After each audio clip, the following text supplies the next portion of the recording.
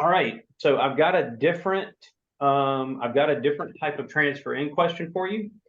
It's okay. There's a purpose behind the question. We'll get to the purpose down the road, but I want you to think about several of you on Tuesday mentioned that you're picking up outdoor cooking, that you picking up, open fire cooking, that you picked up cooking or some type of food preparation as a skill.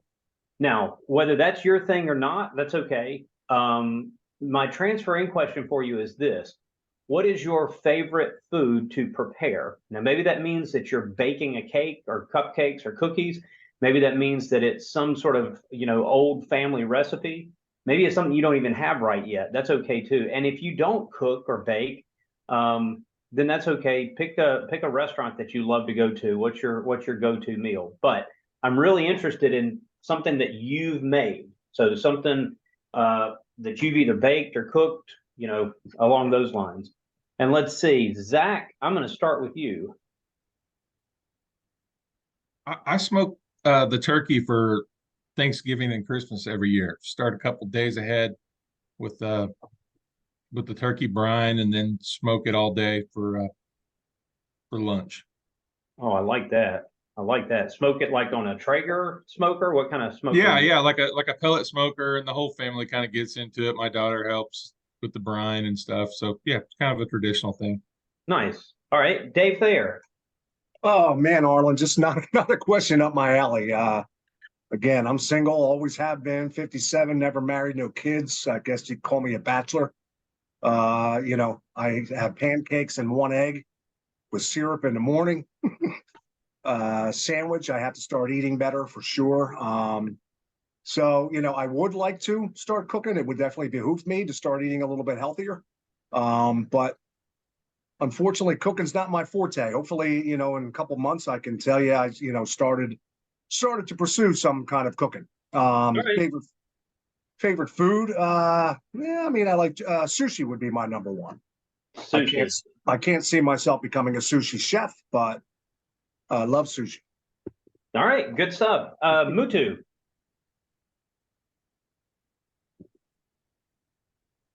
Like Dave said, I'm also not into cooking that much. All cooking, my wife does the cooking, and I only just make coffee sometimes. All right, I'm gonna put you down for coffee then. Got it. Okay, let's see. How about Jack? Oh well, yeah.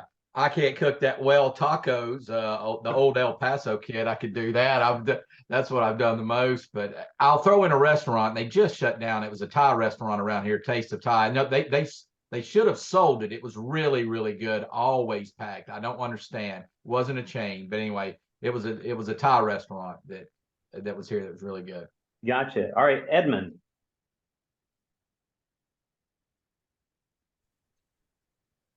Well, um, I think I'm great on the grill. I don't know if you can see my phone, but Oh, look at this. some of the stuff I grill. So I like I like meat and potatoes. So I grill steaks and pork chops, and that's my gig. That's what I like.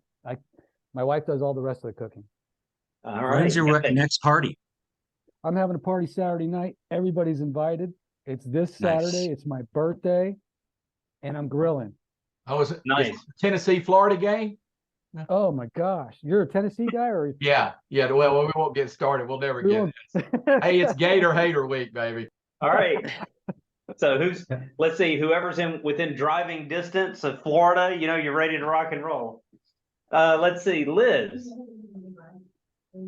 Sorry, I just joined. So what are we talking about? What is your favorite thing to either cook or bake? What is your favorite food to prepare? Huh. I don't know if I have any good ones at the moment, which is probably fine for everyone on this call because I'm vegan. So Okay. most people tune out pretty quickly. But actually something I discovered, which I never knew before, because as I used to say, I just front loaded all my meat into the first 30 something years of my life. because I was a big steak fan, and it turns out you should not eat steak at least twice a day. But for me, it was all about flavors. So, now that I eat things with tofu and chickpeas and things like that, it really is amazing that, I miss a whole lot less than I thought I would, because it really is all about all the flavors that you use. And I think Indian food is my favorite example of that, but I cannot cook it well. So I won't give you the recipe there. But that's exactly it. Like, it's just, there's so many great dishes to choose from. Or I feel like I'm a normal person because they're just inherently vegan. And that part I loved about it. All right, cool. Let's see, Donovan. So probably about 3 years ago, when my kids started moving out of the house, we were looking for ways to bring them back. So we started picking recipes from around the world, and we do a new recipe every Sunday to get the kids back. I love Moroccan food. It's probably my favorite at this point. So Nice. I like that idea. Elise. So my husband, who a lot of you met at pre-launch, is an amazing chef, and he does most of the cooking. But the one thing that I feel like I can make better than him is jambalaya. I'm from Louisiana, which surprises a lot of people because I don't have an accent. So I love to make that, and it's pretty good if I do say so myself. I love it. All right, Leandro.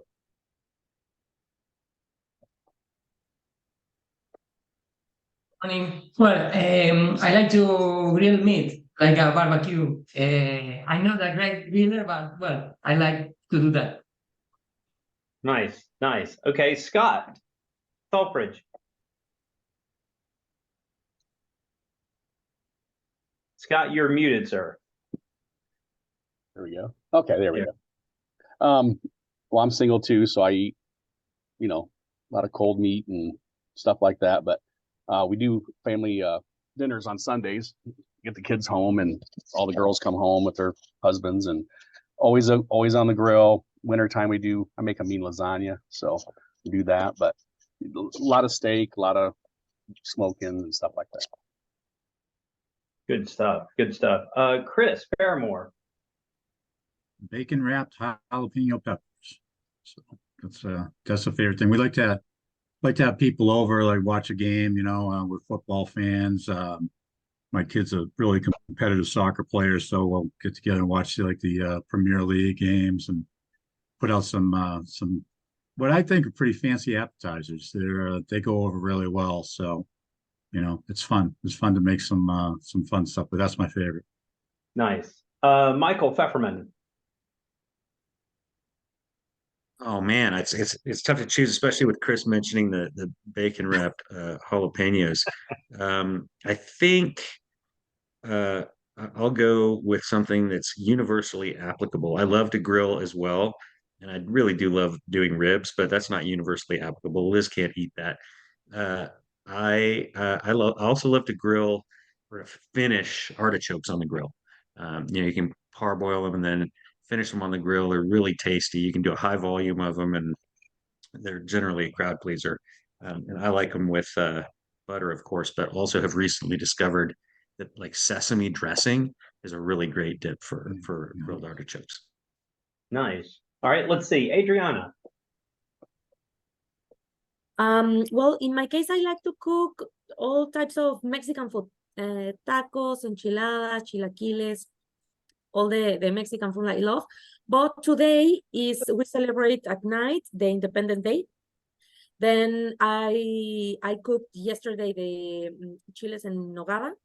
Then chiles en nogada is a very typical and traditional dish here in Mexico that when you come here, you have to taste it. And it's a chile filled with ground meat and peach, apple, pear. Then it's kind of, the flavors are like maybe spicy, but sweet, but salty. Yeah, and good. it's delicious. I like it. I like it. Good. Mike McPherson.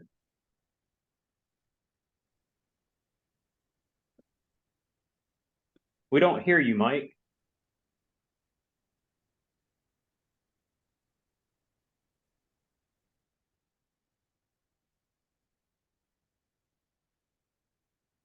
No, we're still missing you. And I'm going to let Mike I'm going to let Mike work on his sound, and I'm going to go to Jeremy, and we'll come back to Mike. Well, after a few years of perfecting it, I think I finally gotten good at making a brisket. I think I've told you guys, but one of my good friends has a catering business, and I've been helping him a lot. Chris, whenever you were talking about poppers, I have a love-hate relationship with bacon wrap poppers, because if we're catering a 200, 300 person wedding, we're making 400 to 500 poppers at a time. And those days I hate it. That hurts. That hurts. All right, Mike, you're back, right? Yeah, I'm back. Sorry. There he is. My ear pods keep cutting out for some reason. Yeah, continuing the grilling theme. One dish that I've enjoyed making is and I talked about pizza last week, but the other go-to is bone-in chicken on the grill. My wife's a great cook and great with flavors, working in the food industry for a long time. So she will stuff the kind of underneath the skin with like a pesto rub, which is awesome. So grilling there, and then, you know, packets with sweet potatoes and asparagus and things is nice as well. And I think the thing I love about it is just the overall experience, being out on a nice night, glass of wine, grilling, can't beat that. So a lot of fun. Nice. All right, this should be good. Come on, Miguel. I'm gonna let Carly tell you why she loves to cook. Uber Eats. Wait a minute. Miguel is right there, and you're calling Uber Eats? No. When Miguel refuses to cook for me, when he's like, "I'm kind of tired, can you cook?" I order out.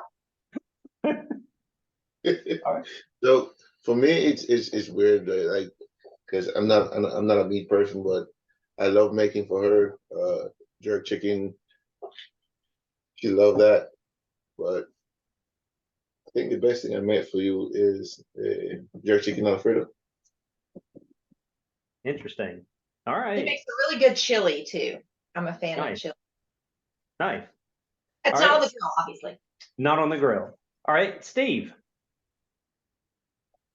My wife loves, I make two of them. I make steak shish kebabs, and then I make a chicken. It's a stuffed chicken with pepper jack cheese, onions, mushrooms, and peppers. And if I do either one of those, I'm out of the doghouse. For obvious reasons. All right, Frank. Yeah, man. So I had a great experience this year. First time using a smoker. My neighbor's been using a smoker for years, watch him cook the briskets and all that. I had an awesome experience throwing pork shoulder in there. Dude, it was banging. 12 hours later, that puppy just fell right apart. So here was the neat part. I heard people talking about sweet potatoes and carrots. Yeah, so it's funny when I'm sitting on the deck and I got sweet potatoes and cooked carrots, they get thrown into the lawn because that's bird food, man. I don't eat that. But as far as the cooking thing, the smoker, that's awesome. Great experience I had doing that. Continue to do it. Love it. Love it. Leslie. I'm also single, and I'm not a big fan of cooking myself. So my sister lives 6 houses up the street, and my mom lives across the street. So I just call one of them and see which dinner's better, and that's where I go. So. All right, so your way to do it is to cross the street. Got it. But my sister makes the best salmon ever. Nice. All right, let's see. How about Mark Baldwin? Oh, so many choices and such good sounding things so far. I'm kind of getting hungry. I'm gonna do two things. I like to tailgate a lot, and a dish that I made up was a tuna wonton bite. So it's a homemade wonton with a little wasabi creme fraiche, some seaweed salad, and a seared piece of tuna on top. It's everyone always requests that one at my tailgates. And then at home, comfort food for me is a scallop risotto that I can make just off the top of my head. Wow. Okay. All right. Let's see, Mommy. Hi everyone. I love to cook. I started cooking since I was a kid. That's my mom over here. She taught me how to cook. My favorite dish is like fish. I can almost eat fish every day. I hope I won't make you guys hungry. I love to cook. I can cook every day. I love it. I love it. Linda. So I like to cook. I don't think I'm very good at it, but I don't cook anything too fancy. My kid's favorite is my homemade mac and cheese. I make a pretty mean mac and cheese. So that's my go-to. That's like comfort food. Yeah. I do a lot of comfort food. Good stuff. Let's see, Carla. Um, I don't cook a lot. I cook because I have to. I have two little ones to feed, and could be I don't want anyone calling social services, but my kids love like skip the dishes. That is like Grubhub in the States, but here it's called skip the dishes. So, anytime that mommy doesn't cook, they always like it's okay. Just call skip. I'm like okay. Skip will take care of them. Okay. Let's see, John Neff. Yeah, so I love to take my kids camping. We go on little trips, but often. So for me, it's campfire food. Anything on the grill. But specifically breakfast in the morning on a Blackstone is pretty awesome. Eggs and pancakes and bacon on one flat top is pretty awesome. So Good stuff. Let's see. I saw Julio jump in. Yeah. Sorry about the video. I don't have the best reception right now. Okay. But yeah, the same. Been living in Canada for 11 years now, and you start missing some food. So I start learning how to cook, especially the bread. We have different types of bread, and yeah, that's what I do. It's it's with the Dia de Muertos. It's very typical also bread that we eat on those days. So I learned how to cook them. I like How it. to bake I like them. it. Yeah. Brent. And we don't hear you. No? How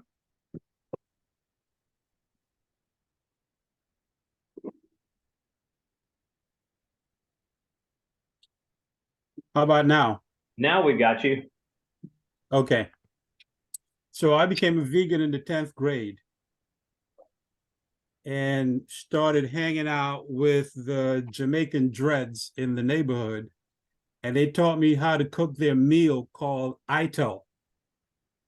So it's a vegan dish that takes about 6 hours to prepare. And now it's a standard request by my family. They love it. They always want it. And that's my thing. Nice. Nice. All right. Let's Hold see. up, my ears are perked up. There's a dish in this audience that I might actually be able to eat. How do you spell that? I can't find it. ITAL. ITAL? Yeah, just you can Google it and you'll find all kinds of rosters cooking it and telling you how they cook it. I'm doing it. Well, hello, fellow vegan. Thanks. All right. There we go. All right, Mike Ryan.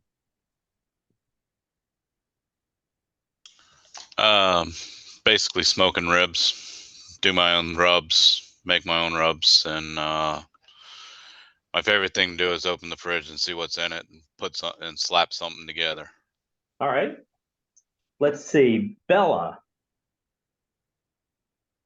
I love to cook. It's like my favorite thing to do. So I cook like 6 nights a week for my boyfriend and I don't really have a favorite dish that I like to cook, but the most favorite thing that he loves to eat is my red hot chicken. So he's a big fan of that. Good stuff. Good stuff. Let's see. Who are we missing? Karen. If Karen's free of her transitions. I'm free. I also love to cook and often just make things up as I go. But lately, I've revisited the pork tenderloin and have perfected the cooking. And we make this ginger chive mayo to go with it on these little sandwiches, and it's delicious. Good stuff. Leo. Well, my wife does most of the cooking, but I guess my favorite thing to do is I'm the sauce guy. My dad was Italian. He grew up I grew up him making his own noodles and spaghetti sauce. So I have a huge backyard. I grow my own tomatoes, my own spices. And every year or every other year, I bake huge vats of spaghetti sauce and can it. And we have that throughout the year. I like that. I like that. Max. Well, first off, I gotta say I'm just shocked that DeFazio is Italian. Second off, I married a good cook because I can't cook, but when she is traveling, I make a meal for the kids that I made before I met her, which now is affectionately called the bachelor meal. It is minute rice, chicken patties with A1 and taco sauce over the top. It takes less than 10 minutes. It's awesome. Perfect. Let's see, Mike Hudson. Oh, so like 5 or 6 years ago, I was diagnosed with type 2 diabetes, which means that like sugar and carbohydrates is my enemy. And so I got serious about managing it. I lost 100 pounds and it's well under control. But and I can cook any kind of meat dish out there. Beef short ribs is my favorite. But after that, I said, there's so many things that are just like verboten. So I took on as a challenge to look at anything I really wanted to cook. So stuff like pumpkin bread, banana bread, all that stuff, and make it as like almost zero carbohydrate, zero sugar. And so my challenge to myself has always been if there's something I like, and I do have a bit of a sweet tooth, but if there's something I like, I'm going to convert that into a low carbohydrate, tasty dish. So that's what I like to do. So I've figured out all the favorite desserts that I have. I make them low carb, low sugar, and it works out great. Wow, that is phenomenal. Good job. Congratulations on that. Jorge. I only be able to cook different meals over the charcoal grill. In the kitchen, I only need how to know how to use the microwave. Fortunately, my wife is an excellent cooker. I like it. All right, Charlotte. Good morning, everybody. I think we just need a massive cookout when we all meet in Atlanta. Honestly, I think this is a great idea. So I am in love with it. I'm naturally not a meat eater. My husband is huge into smoking. He makes briskets and all that kind of stuff, but he has to have people over because I don't like the texture of meat.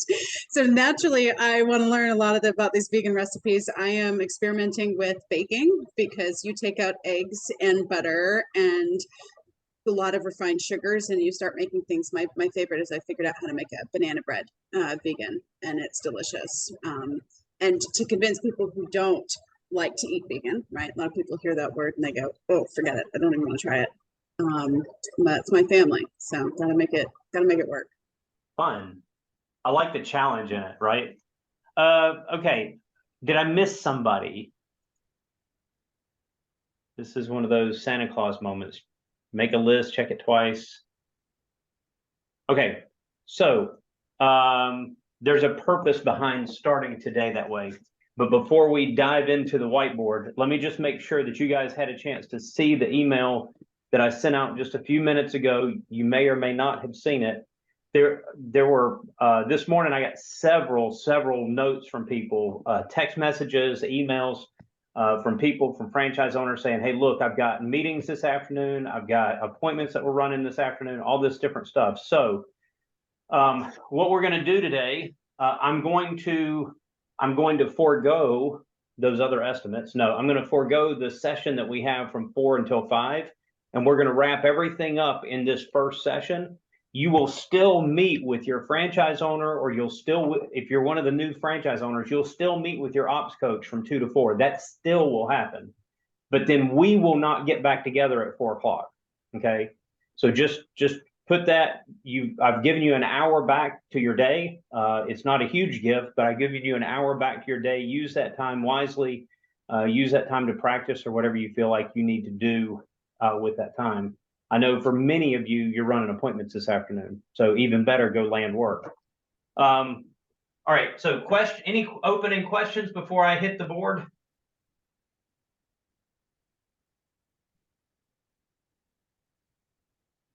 Going once, going twice, and we're in. What is the difference? What is the difference, anybody, between cooking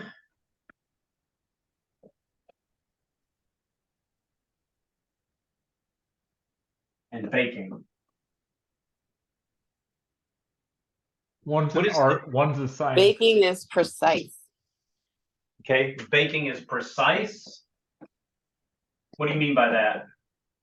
That means there's little room for error. You can't just kind of go at it. You need to have exact measurements or things Okay. don't work out.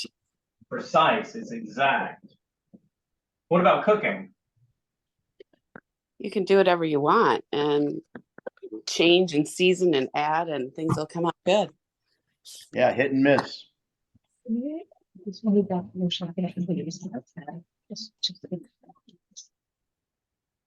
Okay. Do both of these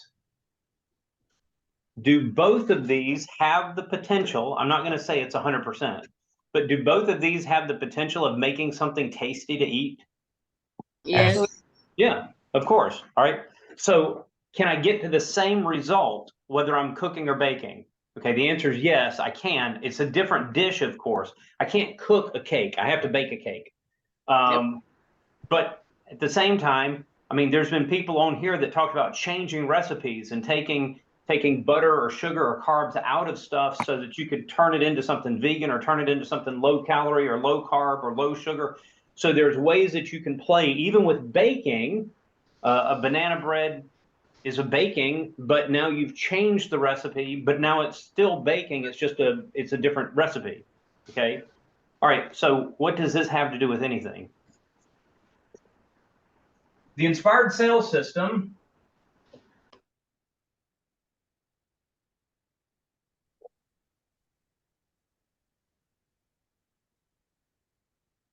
is it cooking or baking? I think it's more like baking because you have to deal with time and precision. I'm gonna say baking. I want to say cooking. Cooking. Yeah, I'd say a little of It's both, both. but probably cooking. I'd say both. I mean, part of it is, you got to use like judgment, whereas in cooking, like you might season to taste.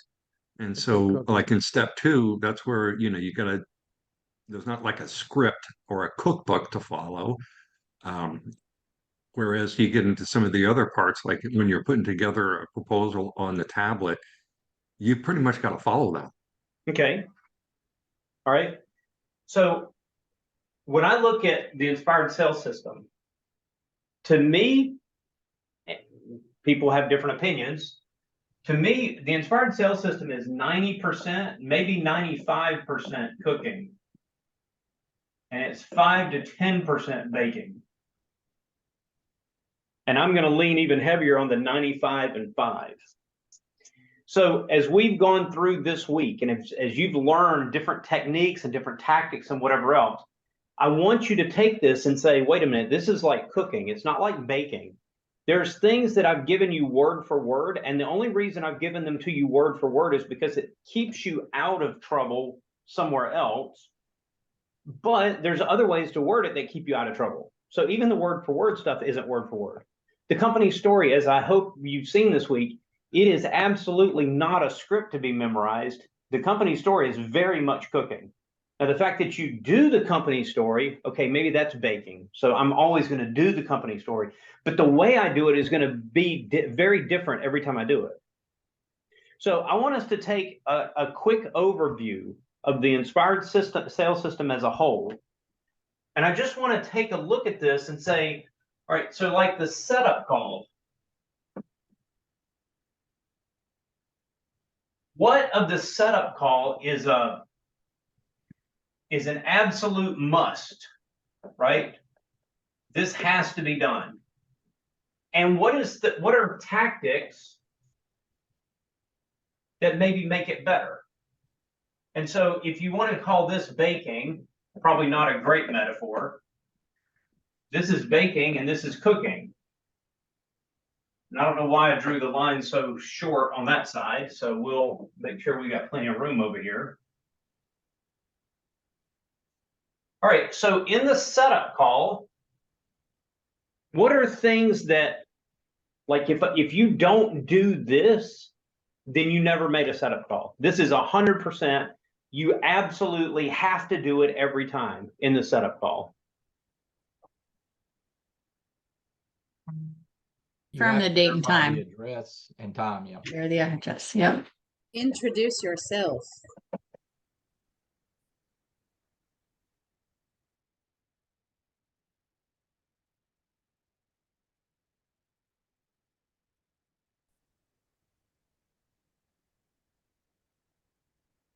Okay.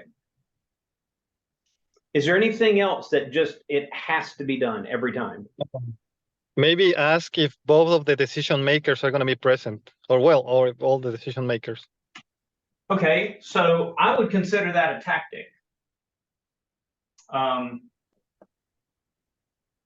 People who will have input. Okay, so I'm going to consider that a tactic, because whether you ask that question or don't ask that question, you still made a setup call, but the setup call would be better if you took care of that. What else might be a tactic? What are some of the things in the setup call that might be considered a tactic? Maybe trying to set that expectation, you know, and for excitement. Okay.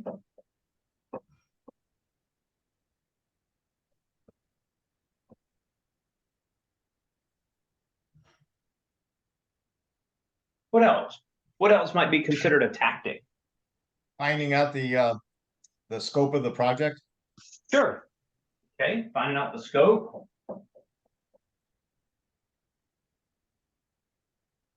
You got who referred them if they did with a referral. Yeah, right. Who referred you?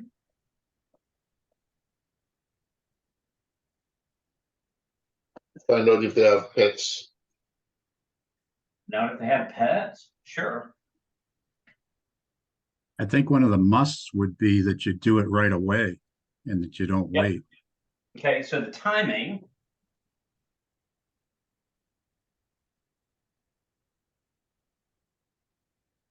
Okay.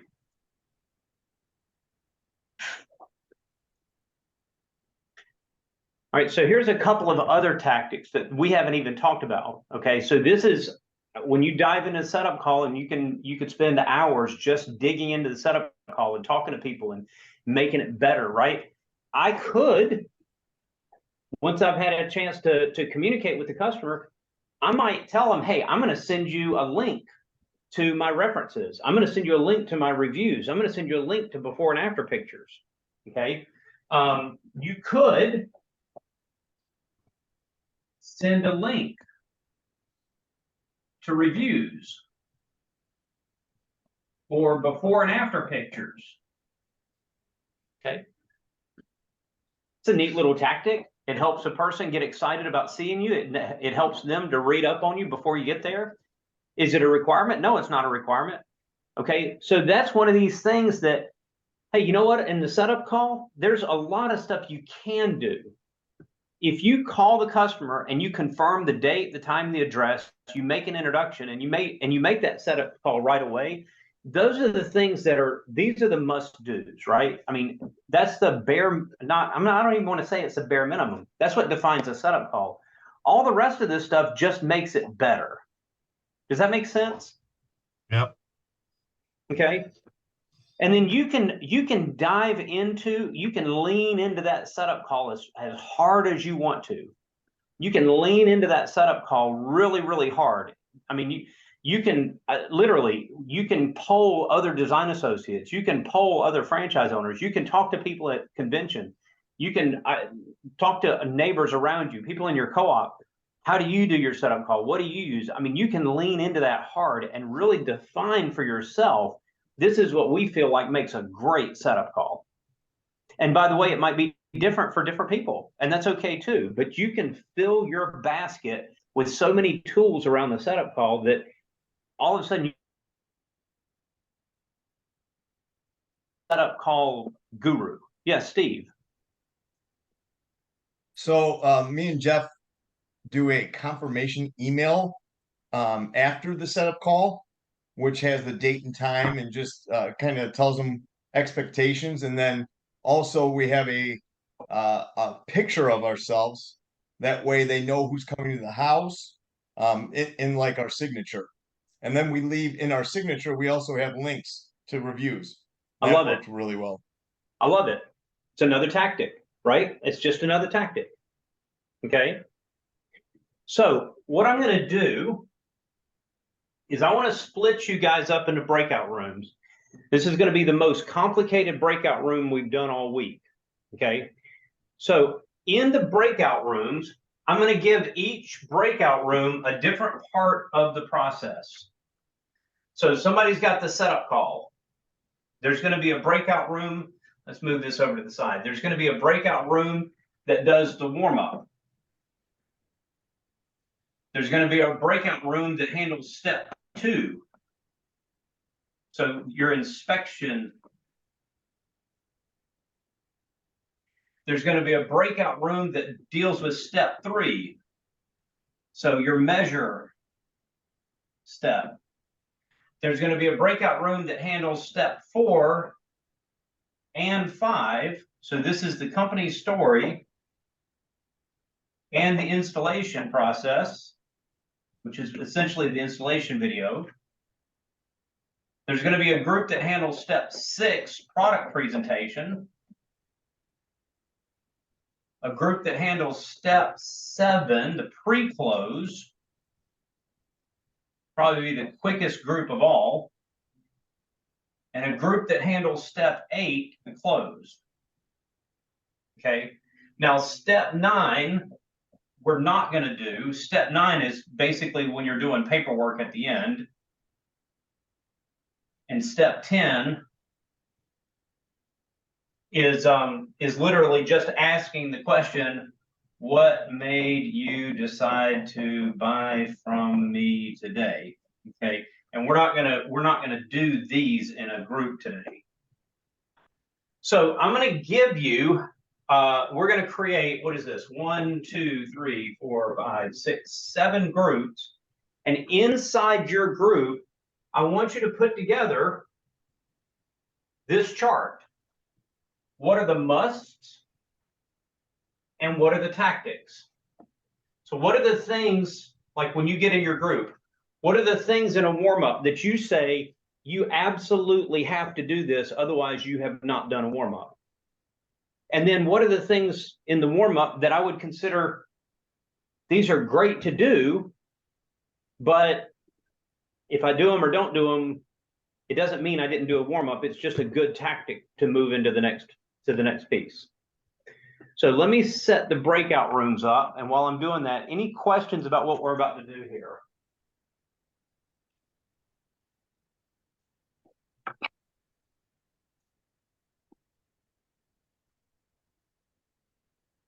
Let's see.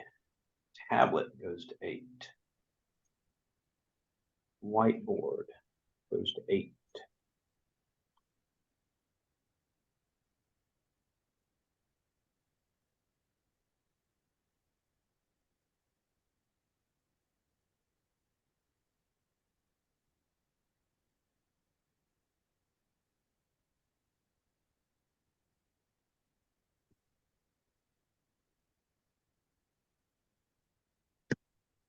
And I'm going to give you about 10 minutes to kind of talk through this within your group, maybe 15 minutes to talk through this within your group. And if you would, please elect a presenter, elect a speaker to be able to share with the rest of the group when we come back. What do you define as being the absolute critical things versus what do you define as being the things that are more tactics? So off you go. Oh, wait. I have to assign room. I have to assign these. Okay, so within I'm just going to put one name. This does not necessarily mean it's who is responsible for that group. Carly, you're in this group. So Carly's group is handling the warm up. John Neff's group is handling the inspection. The room that Elise is in has that step. The company story, I've got Edmund in that room. Product, we've got Jorge.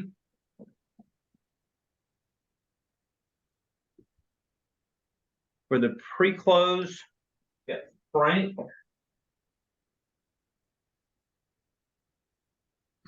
For the close, that's a room with Bella in it. Okay, now you guys can go to your rooms.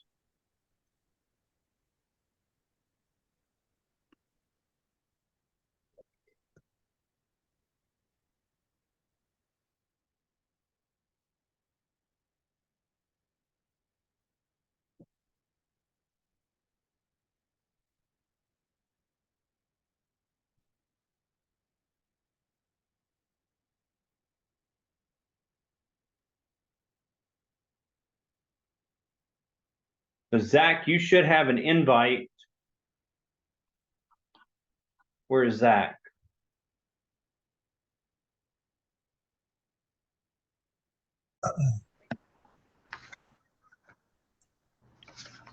All right, we are back. Okay, so let's dive in. The group that handled warm-up. So I know Carly was in that group, but who is going to be the spokesperson for that group? Oh, we didn't decide on who was going to be the spokesperson. I have it all written down. So say Steve was writing, so Yeah, can we I nominate have you? it all written down. All right, so Steve, what would you classify as the must-dos, right? In a warm-up, this is, you have to do this or you didn't even do a warm-up. Okay, so we had build report. Have to build report. Okay. Get info about the customer.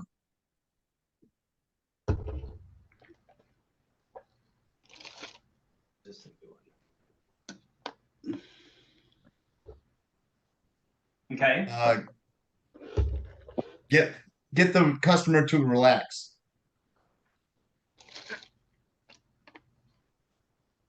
Okay. And before that, you must be on time. Oh yeah. And must be in company branded clothing. Okay. Is there anything else that you would say this is a must do? Yeah, yep. Okay, all right. And then do the transition questions. Okay, so are you putting those in a must do? Yep. Interesting. All right, I'm going to put them here for now. We may have some debate. Okay. And then get the objection. Okay. All right, what did you have listed as these are good tactics?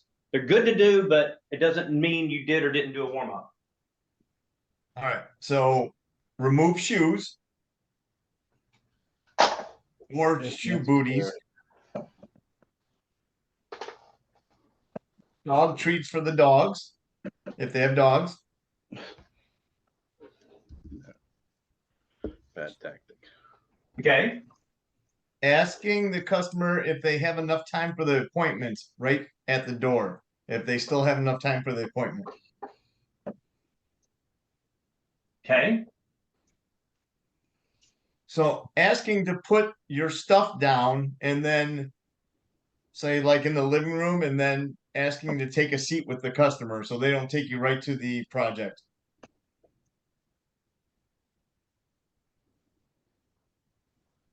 Okay. And then just be relaxed. All right. So anybody have any commentary, debate around this list? I think for the most, I don't know if it's there or not. Like for us, like to introduce ourselves, because just see customer info, customer relax. I didn't see introduce ourselves.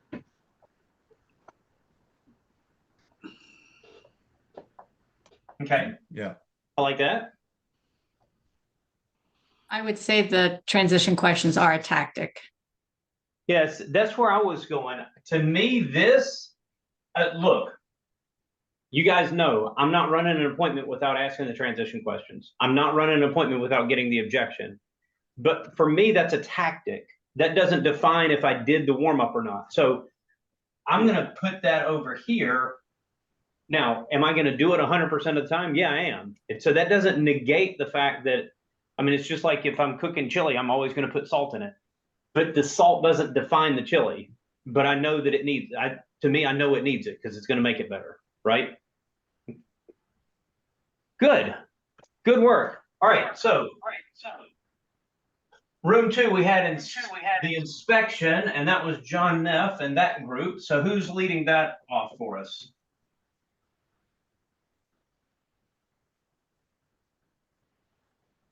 I'm happy to. So in terms of a must, obviously walking the space with the customer.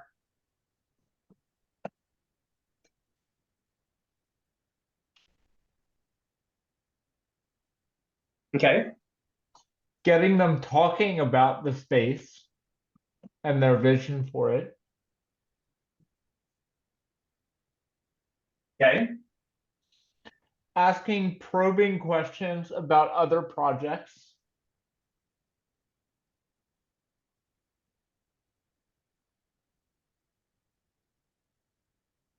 Okay.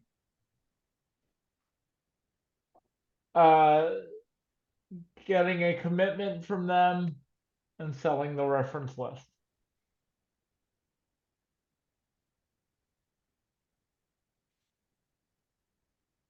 Okay. And then in terms of the other column is Yep. the discovery questions are a tactic to get them talking about the space. Okay. Any questions about projects in the future, like specific questions, would be a tactic.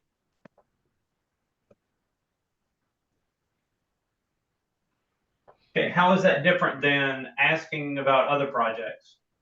Just for clarity. Well, I mean, the way that you phrase them and transition into them, and okay, all right. And then I guess last but not least would be the CIOX for selling the reference list and getting in commitment. Yeah. Okay. All right. Anyone else? Anyone else from that group or outside of that group? I think for the must, we can ask the question, like we can ask the customer why they wanna, like what's the issue, why they wanna replace the floor. Okay. Which side would you put that on? On must, because you must know why they wanna change the floor.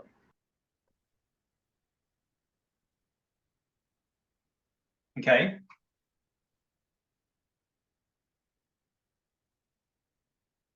Other thoughts? I think the reference list is a tactic. Yeah, see, I would put other projects as a tactic. I would put the reference list as a tactic. For me, the musts, I need to know what the customer wants their new floor to look like, to feel like, and how they want it to last.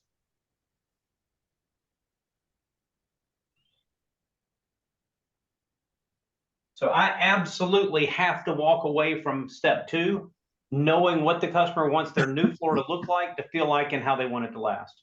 I have to get that information. If I don't get that information, I haven't really inspected the space with them. Other tactics, I do like putting the reference list over here. The reference list for sure is a tactic.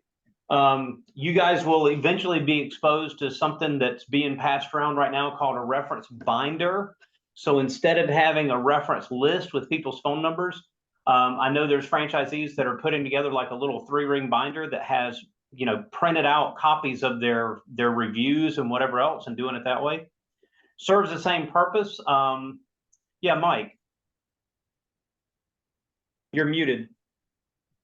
A question about the durability question with that. I mean, how would you ask that question so that it's not like an obvious answer? Like, well, what did you have in mind for durability? And someone says, well, of course I want something that's durable.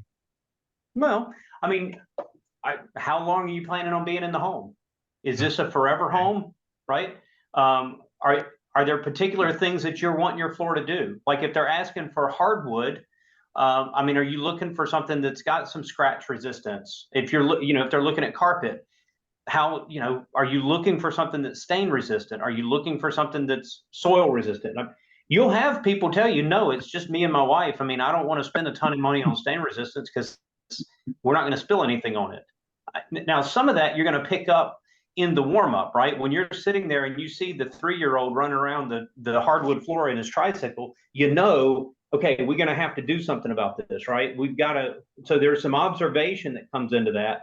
So it's not all questions. Some of it is your observation, but I have to finish step 2 knowing what the customer wants their floor to look like and feel like, and have some idea about what features, advantages, and benefits are going to be important to them. Gotcha. Okay, thanks. Okay. All right, good work. So step 3, we are measuring and estimating. And that's the room that Elise was in. Yeah, so I'll take this one. So what we had for musts, you know, just things like obviously measuring and drawing the space, creating the floor plan in the tablet.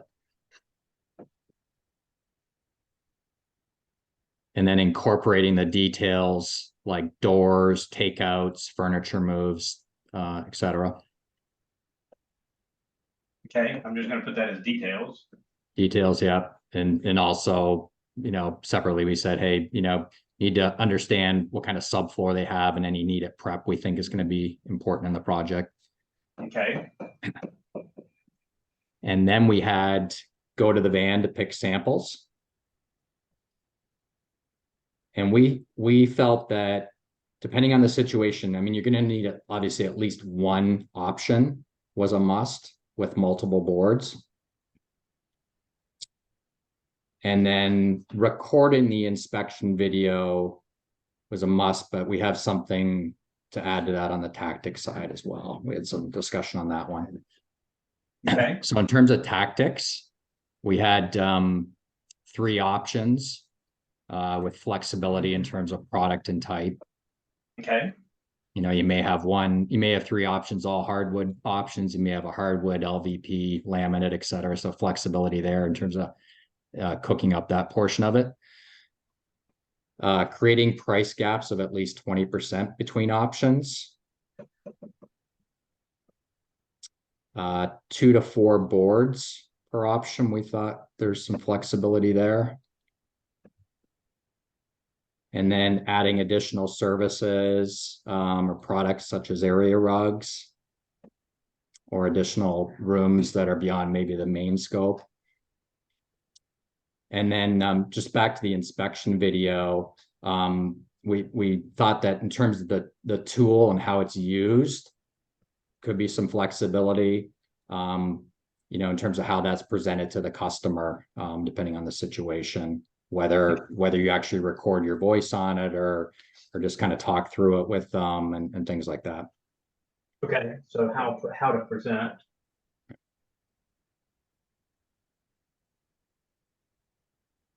Okay. All right. Thoughts? What's everybody else think?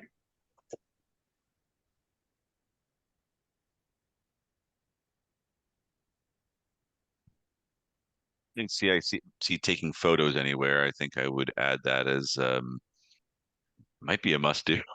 It can kind of fall in both camps, kind of like the video. Yeah, so the photos, you're probably not showing those to the customer. So for that reason, I don't know that I would put it as a must, but from the point of view of now I have to be able to go back and produce the job, then yeah, I absolutely want the photos. So I agree with you. That one's sort of on the line. I'm going to put it just like that on the line. I think the inspection video is a must. You know, What makes you say it's a must? the credibility that it brings to you, I think, is vital, and it lets them know that you're listening. And so I use it every time, and I think it works really well.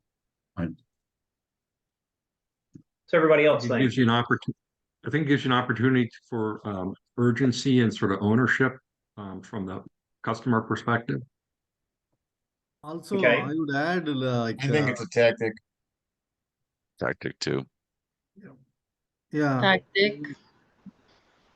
Yeah, move to. Tactic. Yeah, no, the photo helps us to add, I mean, the floor and show, okay, we can show to the customer that after installing it looks like that, you know, something. Good. All right, so I would agree that the inspection video is really more of a tactic, but I put that in the same camp as a reference list or as the transition questions. I'm going to shoot an inspection video every time I do it for the same reason that Chris just said. It adds so much credibility. It adds so much weight to what I'm saying. I would never run an appointment without shooting the inspection video. But can I say that I measured and estimated the space if I never shot an inspection video? Well, yeah, I can. That doesn't change whether or not I measured an estimated space. It might change my close rate. For sure, it might change my close rate, but I don't know that I would call it a must do. Now, other tactics, tools in the inspection video. For example, if you go to Amazon and buy a $30 blacklight, and some of you are going to love this. Some of you are going to say, no, I'm never going to do it. Okay, it's a tactic. Go to Amazon and buy a $30 blacklight so that you can show the customer all the places on their carpet that it just shines and shines and shines, because that's where the pet urine is. Even if you don't see the stain with the naked eye, you will see it under a blacklight. That's okay. Maybe you don't want to point that out to, you feel weird about pointing it out and saying your dog pees on this carpet. Okay, all right, but you know what? If they just bought the house, it's okay to blame the dog that was there before. So that $30 Amazon blacklight is going to help you rip more carpet out of houses than you can imagine. Okay, is that a requirement? No, it's not a requirement. Blacklight is fantastic. Just having a simple ruler.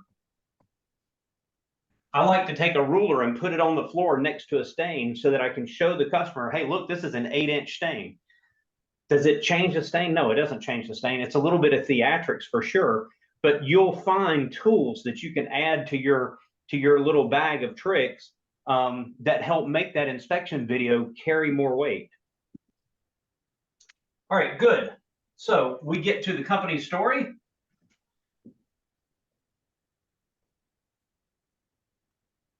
And install video. And let's see who had that and who's going to take that one over for us. Edmund was the lead in our group. I was taking notes, so I'm happy to read off these notes. But I will say as a disclaimer, we didn't. I don't think we realized the short time span that we had, so I don't think we were through with this. Okay. But I'm going to read No off worries. some of the things that we talked about. This is probably the anyone most. else? This is probably the biggest one anyway, so that's fine. Yeah, we had kind of a hard time. Anyone else in the group, first of all, please feel free to jump in here. We had kind of a hard time because first we were thinking about it from the lens of, are there slides which are optional? And we were talking about which slides we felt like were most critical. I think in the end, we came out feeling that there were, that the company story slides were a must-have, because we realized it's hard to skip a slide. This is interesting though. I'm curious what everybody thinks, because, like, can you just skip slides? We didn't know. We talked about personalizing the story to the customer as being something that seemed like a must-have because it's going to make it so much more accessible. So personalization. We talked about price conditioning as a tactic. And another couple tactics that that came up were asking questions to get the customer engaged. Like, have you done a large home improvement project before? Oh, well, the Better Business Bureau says whatever. Feel, felt, found, or understand, alter, convert was a tactic that we talked about a couple days ago. Showing the inspection video. Actually, we hadn't gotten to talking about this as a group, so I'll just note that as something that seems like a must-have to me, but we didn't really get to discuss it, so not sure where it goes. Anything from the rest of the group that you would add there? Yeah, we felt as a must, the trusted slide, licensed, insured, and the inspection video.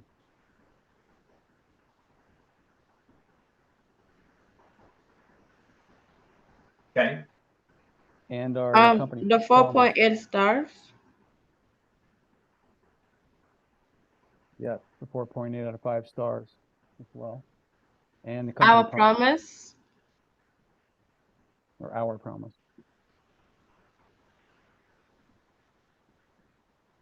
And how we earn our stars.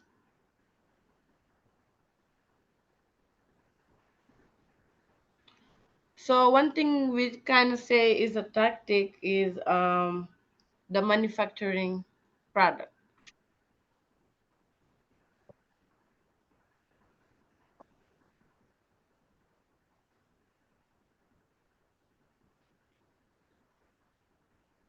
And we were kind of debating about the 80% customer complaints either is a tactic or is a must. So The Better Business Bureau slide? yes.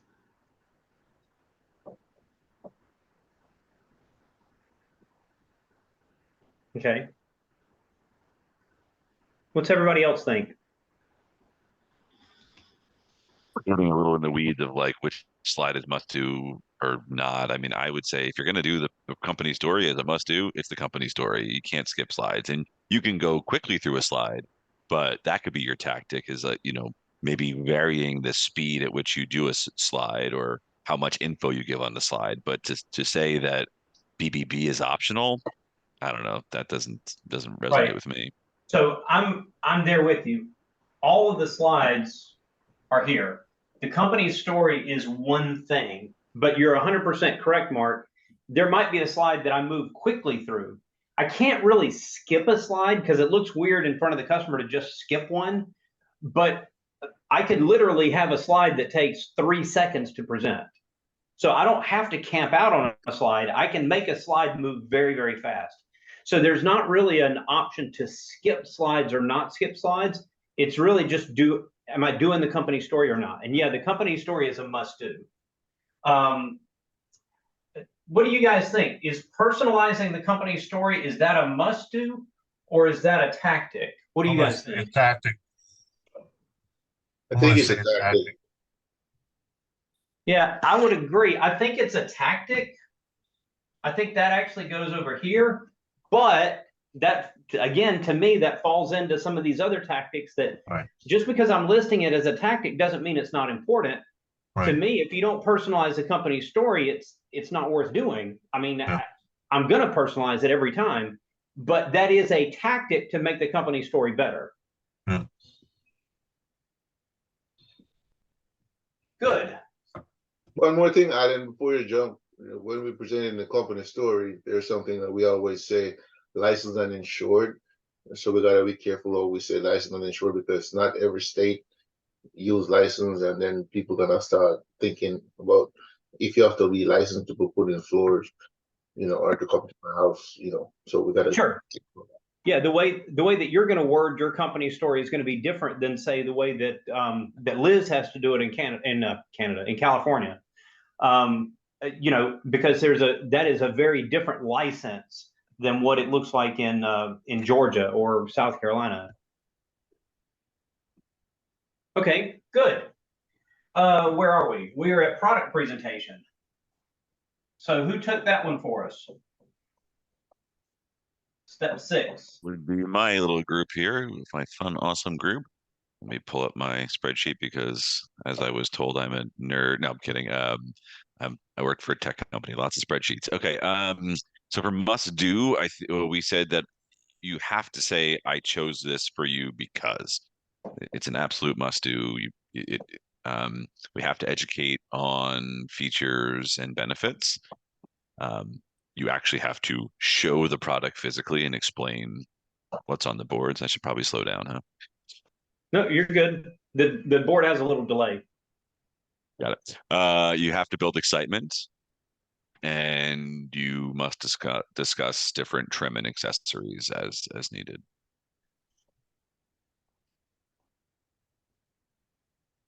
Okay. Did you get educate on features and benefits there? Got it. And then actually physically showing the boards, like it's a must do. You have to show them and explain what's on them.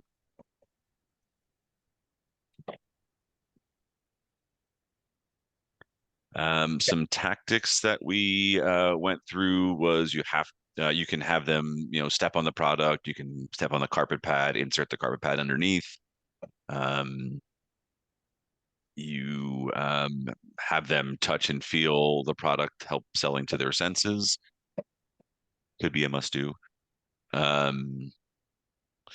You can take the product around the room, kind of helping where they're maybe complementing different, colors or spaces, furniture, pile, where else it might be in the room. You can use a black photo mat that you showed us, Arlen, to block other colors and isolate your option.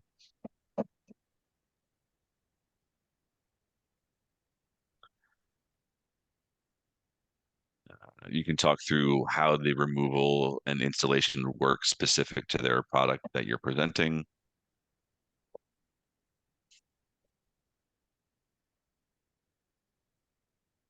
Okay.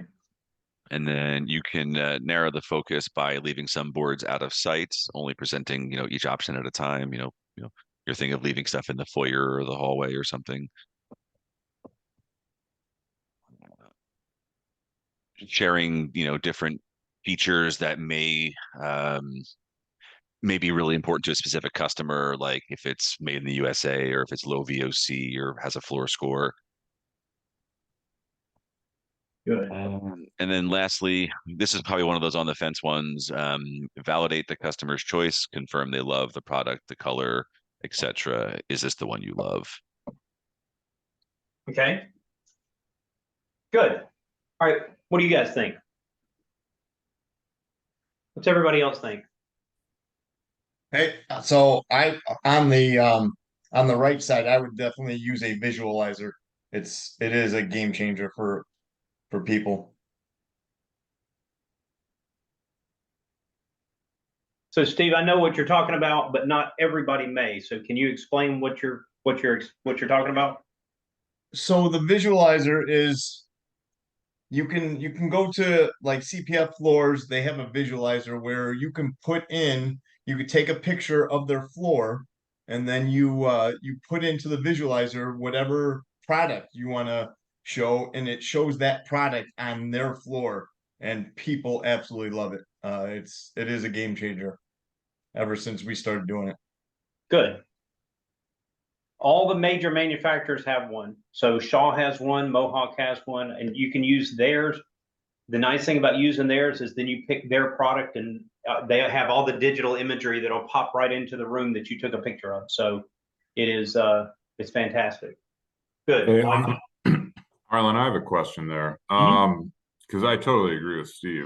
It is a game changer. The downside of it is you got to pull your phone up. it takes time to load. Is there a way we can incorporate this into the sales on our tablet? Like, I know then it takes Wi-Fi, but is there a way to make it more smooth for us? I don't think, well, okay, I'm not going to answer the IT question there because there's an embedded IT question there. But I think from a process perspective, if you've got your tablet connected to Wi-Fi, you could just go out to a Chrome browser on the tablet and do it that way.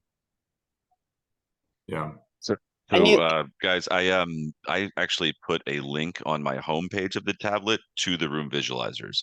So I at least have a couple of them in there now, but I have a folder that has all the visualizers right on that home screen, right next to InspireNet. So you can just click on that and you can pull up the visualizers right there on your tablet, assuming you have Wi-Fi. And you also need to know the manufacturer name, right? Like the crossover, like that's important.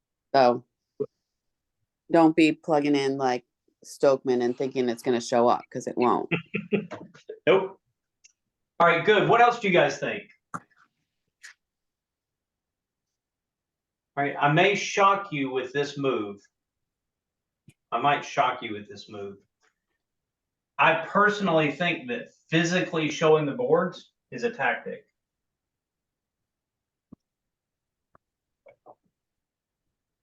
And I'll explain why. Now, again, this is another one of those things that I would 100% of the time do it. 100% of the time do it.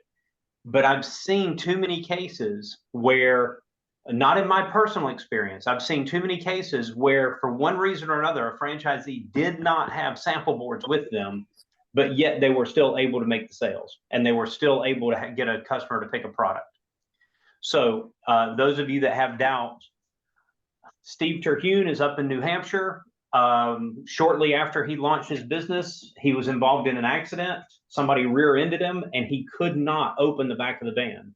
And for 3 or 4 weeks, he had no access to his sample boards because they could not get the back of the van open. And he went out and sold using pictures on his phone.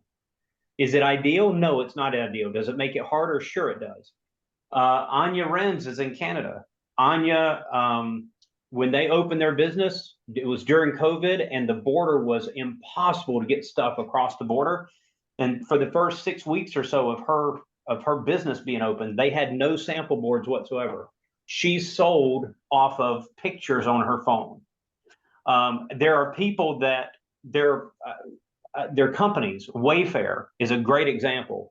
Wayfair sells area rugs like you would not believe. They don't send any samples to your house. You don't get to feel the product. You have pictures on the internet that you look at on Wayfair, and then you go buy it and take it home. I mean, and they ship it to you. Okay. Is it the best way to do it? No, it's not the best way to do it. But I will argue that showing the sample boards is a tactic. It's a very good tactic. It's a tactic I would use 100% of the time. But I would argue that you don't actually have to have sample boards in order to sell floors. Does it shock anybody for me to say that? Let's have a debate here. Shocks me a little bit. Okay. I've seen several competitors not have boards. Doesn't shock me. Yeah. Okay. Hey, I sold wine There's my with Sorry, pictures without people tasting it, so it Yeah. doesn't shock me a bit. Yep. You may not have every single sample, right? There might be something you can get, but you don't have a sample of, and you can show them a picture and say, we can do this. Yep, absolutely. And so go ahead, Mommy. Yeah, I have example related. I just did only 2 right along.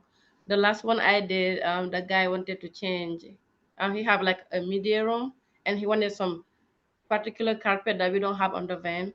So the DA told him, I can find it somewhere else, and he said, I don't need to see it. As long as you send me the picture, I will. And then she sent him the picture, and then she chose it right away. There you go. So the reason I bring this up is I hope that none of you get in an accident. I hope that none of you lose your sample boards or whatever. But if that does happen, okay, go out and sell without them. I don't think that's an 100% requirement. Now, would I want to sell without the sample boards? No, I don't want to do it that way. but it can be done. And so that's why I'm moving it over into the tactic column rather than the requirement column. All right, good. Let's see. What's next? Step 7. Who have we got for that one? The pre-close. Yeah, that was our group, Arlen. I don't know if we're gonna have the substance of all the other groups here, but we had for the must-haves, it's the 2 lines other than price or payment, as well as I'm not going to let price or payment stand in the way of you getting floors that you love.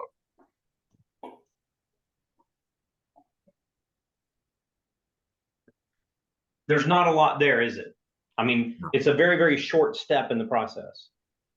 Yeah.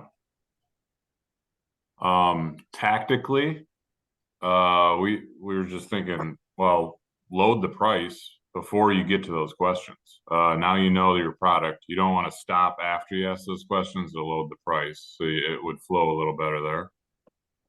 And then the other tactic one is, if there is an objection beyond price or payment, have a discussion about that, so you can hopefully get them back to the price or payment, which are problems you could solve. Okay. Thoughts on this one? Yep.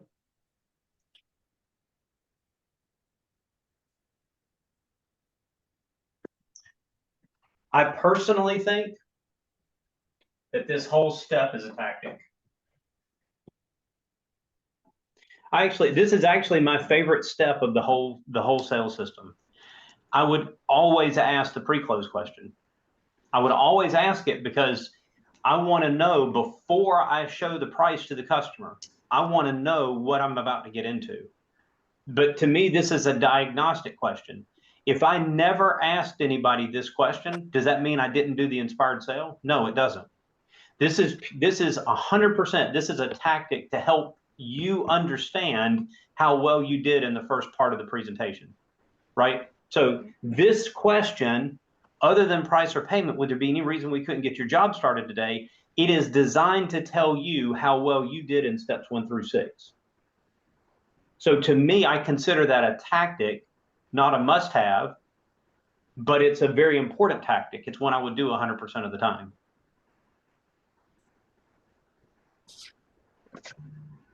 All right, good. Step 8. Oh my goodness, we're already at the close. Who's got this one for us? I'll do that one for our group here. All right. Okay, a must. You've got to show them the price and payment. And then we had, the question of when your project is complete and you're 100% satisfied, pretty much asking for the sale. We put that in a must.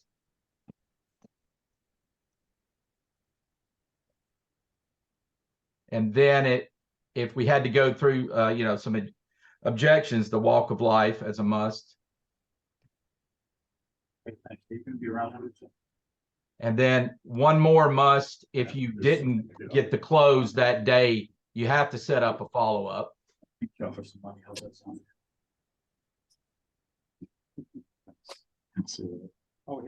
And then tactics, emphasizing the big, small, big, small, big on the payments. Maybe, I think we put this, I don't know, other forms of payment, maybe a tactic there, but that could almost go either way. A tactic on the follow-up, we talked about, instead of asking them, and sorry if I'm going a little too fast, instead of asking them, like I said, the board has a delay. I know, but I can a tactic on the follow-up, instead of asking them what's a good time, because they may have another, estimate, and go ahead and go with that person, maybe forcing them, and you never want to, I don't think, force a customer to say, hey, I'm gonna get back to you tomorrow, but give them a couple of times, maybe that you would follow up with them there. And then let's see, one more tactic we had, what on the payment plan, since you have a lot of options, that could be a tactic in directing the customer. I mean, you're going to know maybe what their payment, they want a $200 payment, but maybe the way to go about that with some of the different payment plans or financing options, maybe there's a tactic there. Okay. And that is about everything we got there. Okay. All right. Thoughts from the group? Agreements, disagreements? I think the walk of life is a tactic. Yeah, 100%. Yeah. You need to have a tactic. You need to know what you're going to do when the customer says the price is too high. You need to have a plan of action.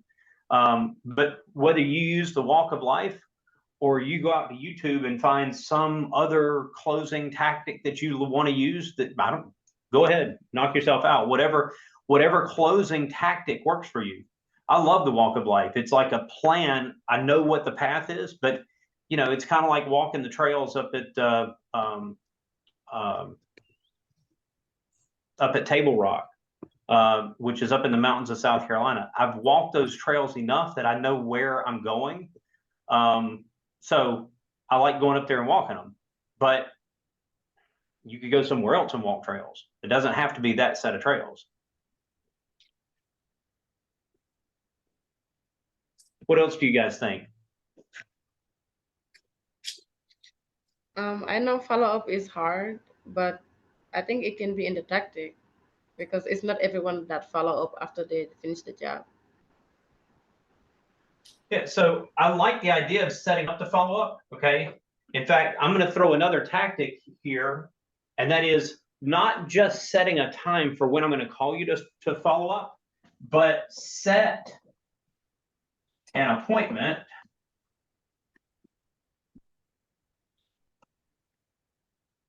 to return to the home. Right? So set an appointment with the customer when you're going to come back. So it's not so much that, okay, I'll call you on Tuesday, but I'll be here Tuesday at 3:00. And we can dig into why that's important and how you go about doing that. But statistics show that if you actually make it back to the house a second time, you're on the second time that you're at the house, you've got about a 90% chance of closing the sale. I mean, otherwise they're going to cancel, and they've already gone with somebody else, so they're canceling you, and you never made it back to the house. But if you actually get back into the house that second time, your close rate goes way, way up. So I like, before I leave the house, if I haven't closed the sale, okay, you're getting estimates this weekend, you've got one coming on Monday. Well, how about this? How about if I drop by on Tuesday and I'll help you go through the estimates that you've gotten and make sure that we all understand what everything is, and I'll just help you walk through that process. So I can be back here Tuesday afternoon at 3:00, whatever. But then that should be a must, no? Because if we don't do it, we could just lose the sale. I mean, if you don't, but is that a must for closing the sale? No, it's not a must. It's a tactic. It's a very powerful tactic, right? But it's not a must. If you do it or don't do it, okay, but it's a very, very powerful tactic. Okay. All right. So I'm going to give you guys a short break, but before we do, let's just go back and take a quick look. What would it mean to run an appointment doing only the things that we said we absolutely have to do? So we're going to do a basic setup call. We're going to come into the house and help the customer relax. We're going to be on time and branded and introduce ourselves and just build some rapport. We're going to walk the space with the customer and figure out what it is that they want their new floor to look like and feel like and how they want it to last. We'll measure and draw and be very detailed about that measurement. We're going to at least put together one option and pull some samples out of the van. We're going to come back in and give the company story. We're going to give the inspection video, or if we took an inspection video, we'll give the inspection video. Help them pick out product. I chose this for you because you said, help them understand what trims and accessories and features and advantages and benefits. And I'm going to show them the price and payment and ask for the sale. That sounds like a really, really simple sales process to me.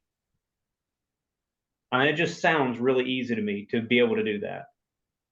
And then all these other things that we've talked about over the last few weeks, all these other things are tactics that are designed to help you increase your close rate and increase your average job size and increase the number of times that you can close a sale in the home instead of having to follow up, follow up, follow up. So it makes you much more efficient. Does that resonate with you? Are we out in left field anywhere? That makes perfect sense. Okay. Now, there's a lot of these tactics, like as we went through, like an inspection video, a reference list, actually showing products on the board themselves, setting up follow-up appointments before I leave. There's a lot of these things that I would incorporate. Me personally, I would incorporate them 100% of the time, right? That is just the way that I do it. But that doesn't have to be the way that you do it. Remember, we said this part is the baking part. This part is the science that we have to do. This is the part, all these extra tactics, those are the parts that you customize and you make them your own. And sometimes that means that you do it, and sometimes it means you don't do it, and that's okay if it works for you.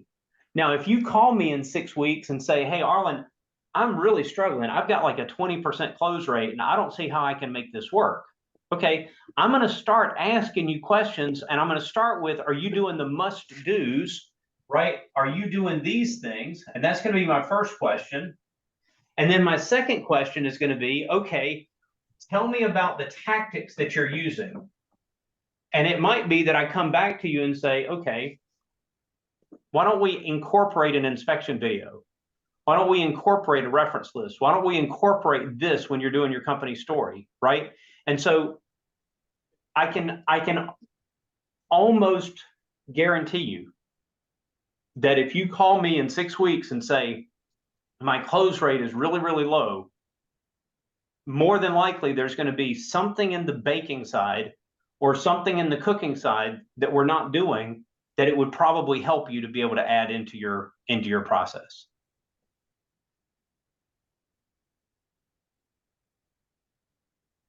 All right, cool. So why don't we do this? Let's do a quick 15-minute break.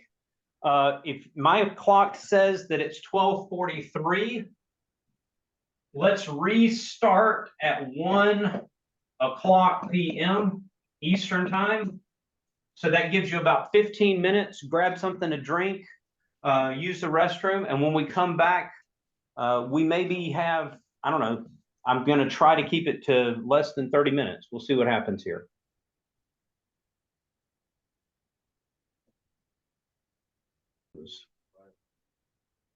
Okay. So accounts exposed. I want to Mid-First Bank. I want to share a concept with you. And that concept is a concept of getting 1% better every day. Hey, Arlen, I just have a quick question. Yes. The slide that you showed on the previous, before the break presentation, I would like to have them as slides so that I can see them, but it's not possible. It goes in one page, the whole thing. Yeah, that whole thing will, I mean, I can get that whole whiteboard as one page. Yeah, maybe a couple of pages, so I can print it out and have it, please. Okay, I'll play with it this afternoon and see if I can blow it up. Okay, great. Yeah, Okay, I really good. appreciate it. Thanks. Good. You Okay. can send that to all of us, right? Yeah, absolutely. Yeah, I'll send it when I send the recording out. Arlen, if it's helpful, I've made got it an a Excel spreadsheet. grid that I can send Same. out. Yeah, Okay. yeah. All right. Mike's is So better than mine, I'm sure. what I want us to think for a moment about what it means to get 1% better every day. So right now, if you had to give yourself a score, 1 to 10, where 1 is I don't even know what inspired sale. I don't even know what you're talking about. And 10 is like, oh yeah, I'm 100% confident. I'm going to go out there and sell every job. You know, where would you feel like you are right now? 7. 7s. What do you guys think? Just throw some numbers out there. I think I'm like 5. Okay, 5, 7. 5. Okay. 8. 6. Okay. All right, so it sounds like we're somewhere between maybe 5 and 8. That's okay. All right. So what if I just said, I can't even call this an average. We'll just call it a number. Let's say we're at a 6. I don't even know what 6 means. It doesn't matter. But let's just say we're at a 6 right now. And we feel like, you know what? A 6 is okay for today. And I'm going to even call today, what day is this? This is day 1. And tomorrow is going to be day 2. And the next day is going to be day 3, et cetera, right? Well, if I'm at 6 today, what is a 1% improvement over 6? Well, that'd be 6 plus 1% improvement would be 6 times 0.01, right? So that's not much. Okay. So if I could get 1% better tomorrow, then I could add that 0.06. And so if I could figure out how to get 1% better tomorrow, well, then tomorrow it's not going to look a whole lot different than it does today. It just isn't. Okay. But what if I got 1% better tomorrow? Then what would look like the next day? Well, it still doesn't look that much better. 6.1 is not that much better than 6.2. I'm doing all this work for nothing. Okay. Well, what would it look like a month from now? So 31 days in, if I'm at a 6 right now, whatever 6 means, a month from now, 1 month from now, then I'm at an 8. Do you feel like you've made a tremendous amount of progress to move from a 6 to an 8 in a month? I don't know. I've made some progress, but I'm not that happy yet. I mean, honestly, I want to see more. Okay. But all I want to do is get 1% better every day. That's it. I just want to get 1% better every day. So by the time I get to 60 days out, what do I look like? So this is 2 months. Now I've moved from a 6 to a 10.7. What do you think? Are we starting to make some headway? Yeah, I'm starting to see a little bit of progress. Okay. All I'm doing is getting 1% better every day. That's it. Just 1%. That's all I want. 1% better every day. But if I can get 1% better every day, 2 months from now, I'm going to be at a 10, where right now I feel like I'm at a 6. What's 3 months look like? I keep working, I keep practicing, I keep doing, I keep really, really getting at this. And, I'm practicing every day and I'm doing my thing. And 90 days from now, I'm at a 14.5. Well, shoot. That means if I started at a 6, I'm more than double where I was today. Whatever 6 means, I know that 3 months from now, I'm at a 14.5. That's more than double where I'm at today. And all I did was get 1% better every day. Okay, so 1% better doesn't feel like a whole lot tomorrow. It doesn't feel like a whole lot the next day. It doesn't feel a whole lot like a whole lot a month from now. But 3 months from now, I'm really starting to see the difference. I'm really starting to see the difference. Okay. Well, what if I shoot out to like, I don't know, 180 days? What's this look like 6 months from now? If I commit to getting 1% better every day, if I'm at a 6 today, whatever that number means, I'll be at a 35.6 6 months from now. Imagine how much better I'm going to be 6 months from now than what I am right now. Whatever that looks like. What about a year from now? What could it look like 1 year from now? So we just push this way on out way on out. Let's go out to a year. So 365 days from now, what does that look like? Oh my gosh, 365 days from now, 1 year out, if I'm at a 6 today, 1 year from today, I should be at a 224. Whatever that number means, right? If however I'm grading myself, I move from a 6 to a 224. Imagine how much better I'm going to be a year from now than what I am right now. Now, here's the hard part, okay? This is the really, really hard part of this equation. You don't see a lot of progress in the first month. You don't. You're getting better. You're getting better if you commit to it. And if you commit to being 1% better every day, then a year from now, it's going to be great. But a week from now, you're not going to notice much of a difference. When I was going through the Inspired Sales System, when I had my business and I'm running appointments all the time, I used to practice twice a week. And when I say practice, I mean, I would purposely take an hour and a half out of my day and practice. I had set up another group of franchisees.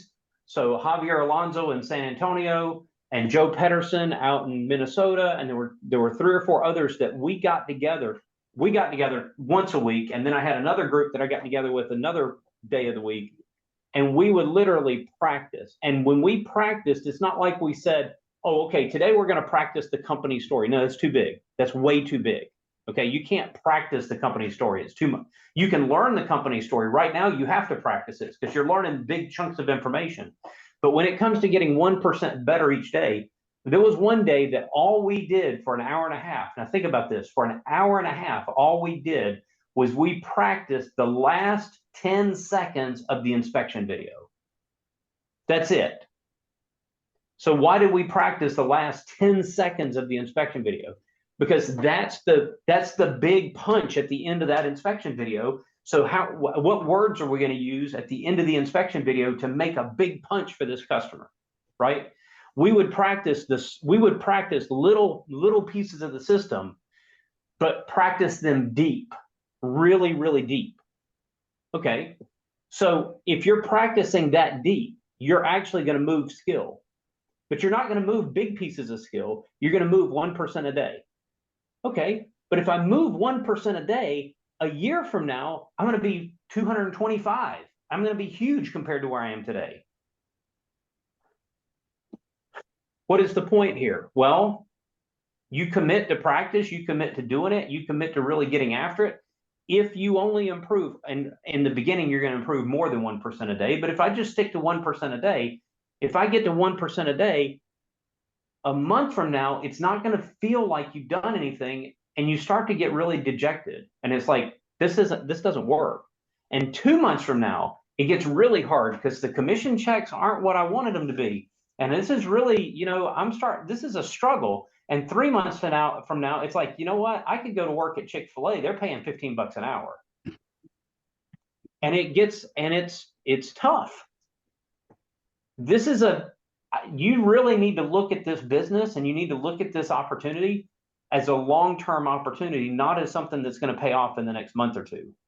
Now, for some of you that have a lot of flooring experience, for some of you that have a lot of sales experience, you know what? In the next month or two, you're going to kill it. You're going to sell $200,000. You're going to be on top of the world. It's going to be great. Okay, but for those of you that don't have sales experience, where all of this feels really, really new and scary, my challenge to you is commit to being 1% better every day. And focus on getting 1% better every day, and trust that, you know what? I mean, the math works.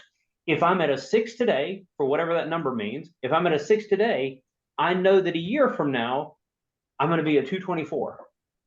My gosh, look how much better I'm going to be a year from now. And think about how much better I'd be 2 years from now or 5 years from now. There are design associates in our system. Okay, the top guy, Kyle Santor, you'll see his name in print. You'll see his name in lights. You'll see him on stage at convention. Kyle Santor is on pace to do over $3 million this year. He's a design associate, and he's got a great territory, right? He's right in the middle of a big city where he's in Vermont, for crying out loud. I mean, you can't even drive in Vermont 6 months out of the year. Come on. Kyle does over $3 million a year and he's in Vermont. Okay, but Kyle's been doing this for 38 years. This isn't, it's not like this is his first week on the job. And Kyle's got his stuff together. Okay. There's other design associates that have been in the system for a year. And David Reichwein is in Nashville, Tennessee. Now, David came with some flooring experience, so it wasn't like he was brand new to flooring. But his first year, he was almost at $2 million in his first year. So it's possible for sure. But if you're not at 2 million in your first year, if you're not at 1 million in your first year, it's okay, right? It's all right. Just breathe. Just commit to being 1% better every day and imagine how much better you'll be in the second year. I share this with you. I don't want to make anybody feel like they should be down. Just the opposite. I'm trying to set a realistic expectation that if you walk out of here today and you go start running appointments on Monday and you're not landing stuff on Monday, it's not because you stink. It's not because the system is horrible. It's not because these are the wrong samples or our prices are too. It's just, you know what? You got to work on it. Sales is a skill. If somebody put a guitar in my hand right now, I've never played a guitar, I would sound absolutely horrible. But if I were to commit to it and practice it, I'm sure that over time I could figure out how to play it. Just like a lot of the other skills that you guys said that you're working on, and you're going to get better 1% a day because you're going to work on it 1% a day. That's it. I hope this makes some sense. I really do. I want to share with you a YouTube video. I'm a big Simon Sinek fan.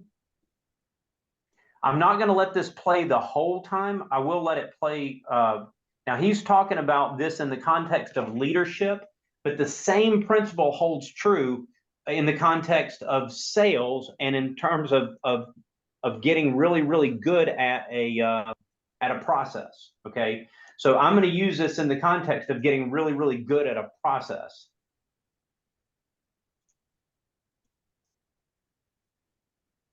You love your wife, yes, right? Prove it. Like, what's the metric? Give me the number that helps me know, right? Because when you met her, you didn't love her, right? Now you love her, right? Tell me the day the love happened. It's an impossible question, right?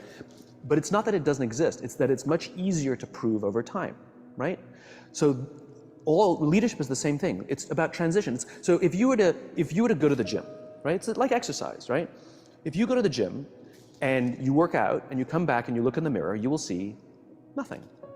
And if you go to the gym the next day and you come back and you look in the mirror, you will see nothing, right? So clearly there's no results, can't be measured, it must not be effective. So we quit, right? Or if you fundamentally believe that this is the right course of action and you stick with it, like in a relationship, I bought her flowers and I wished her happy birthday, and she doesn't love me. Clearly I'll give up. You know, that's not what happens. If you believe there's something there, you commit yourself to an act of service. You commit yourself to the regime, the exercise. You can screw it up. You can eat chocolate cake one day. You can skip a day or two. You know, it allows for that. But if you stick with it consistently, I'm not exactly sure what day, but I know you'll start getting into shape. I know it. And the same with the relationship. It's not about the events. It's not about intensity. It's about consistency, right? You go to the dentist twice a year, your teeth will fall out. You have to brush your teeth every day for 2 minutes. What does brushing your teeth twice a day for 2 minutes do? Nothing. Unless you do it every day, twice a day for 2 minutes, right? It's the consistency. Going to the gym for 9 hours does not get you into shape. Working out every day for 20 minutes gets you into shape. So the problem is we treat leadership with intensity. We have a 2-day offsite, we invite a bunch of speakers, we give everybody a certificate. You're a leader, right? Those things are like going to the dentist. They're very important, they're good for reminding us or getting us back on track, learning new lessons, but it's the daily practice of all the monotonous, little, boring things like brushing your teeth that matter the most. She didn't fall in love with you because you remembered her birthday and bought her flowers on Valentine's Day. She fell in love with you because when you woke up in the morning, you said good morning to her before you checked your phone. She fell in love with you because when you went to the fridge to get yourself a drink, you got her one without even asking. She fell in love with you because when you had an amazing day at work and she came home and she had a terrible day at work, you didn't say, yeah, but let me tell you about my day. You sat and listened to her awful day and you didn't say a thing about your amazing day. This is why she fell in love with you. I can't tell you exactly what day, and it was no particular thing you did. It was the accumulation of all of those little things that she woke up one day and as if she pressed a button, she goes, I love him, right? Leadership is exactly the same. There's no event. There's no thing I can tell you you have to do that your people will trust you. It just doesn't work that way. It's an accumulation of lots and lots of little things that anyone by themselves is innocuous and useless. Literally, pointless by themselves. People will look at little things that are good leadership practices and say, that won't work. And you're absolutely right. But if you do it consistently, and you do it in combination with lots of other little things, like saying good morning to someone, that looking them in the eye. My friend George, who's a 3-star general in the Marine Corps, he says his test for leadership, and I love this, he goes, his test for a good leader is if you ask somebody how their day is going, you actually care about the answer. Right? The number of times we're walking to a meeting, we're rushing, we go, how are you? Not good, I got to get to you later, I'm late for a meeting. Right. If you ask the question, you were standing there and you were listening to the answer. It's those little innocuous things that you do over and over and over and over that people will say, I love my job. All right, I'm going to stop it here because this is where I want to draw the parallel or remind you of the parallel. Okay, when I look at sales, when I look at what we do, there is every salesperson has a process. You'll have people that say, no, I just go in and I just sell. No, you have a process. You may not have it like written down somewhere, but you have a process that you use. Okay, we win or lose by millimeters. It is the small things that we do over and over and over again. And I don't know exactly what's going to hit for exactly what customer. I don't know exactly what tactic is going to work for which customer. There's customers that have bought from me because I put booties on my feet at the door. And I didn't know that at the time. I could have saved a lot of time with reference lists and inspection videos and all sorts of other stuff. But at the end of the day, they said that they bought because I actually took the time to put booties on my feet. So my point is, I've given you a lot of different tools, and you've got to figure out what tools work the best for you, then build some consistency around those tools and do it that way every time. Commit to yourself to get better 1% every day and develop that consistency. You won't see results in a week. You won't see results in 2 weeks, but you will start to see results. And you won't be able to point back to one thing. That's the weird thing. You won't be able to point back and say, well, you know, I got better at the last 10 seconds of the inspection video. It wasn't that. It was the accumulation of all the little things that you did that got you to a point where you were really, really successful at doing what you're doing. So with all of that, we are at graduation. Congratulations to all of you. Okay, here we are. Throw the hats in the air. I would encourage you to put together some 90-day goals. These are suggested goals, but you pick what works for you. Okay, in your first 90 days, you should at least be writing 6 to 8 proposals a week. If you find that you're only getting 2 or 3 proposals a week, that sends a red flag up really, really fast. You need to be writing 6 to 8 proposals per week. That doesn't mean that you're going to get 6 to 8 proposals through PPA, through digital. I mean, if you have to stand on a street corner and hold up a sign that says, I want to write a proposal for you for flooring, then that's what you do. Whatever it takes to get those, you need to write 6 to 8 proposals per week. Go out and land your first 18 jobs. If you land your first 18 jobs, you'll be somewhere around $100,000. Now, a year from now, $100,000 in 90 days is going to sound really, really bad. Today, to get your first $100,000 in the first 90 days is not a bad goal. Okay, so that's not a long-term goal. That's a short-term goal for sure.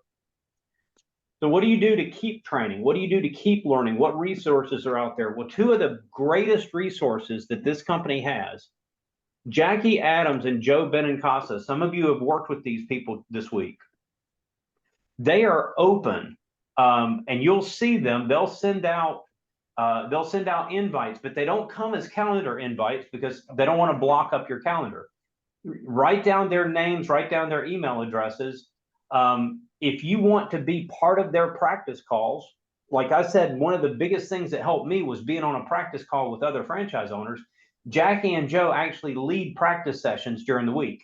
Jackie takes like every other Friday, Joe takes like every other Thursday. But connect with them and say, I want to be in your practice group. And they will add you to their practice group. And it's open to DAs, it's open to franchise owners, whoever.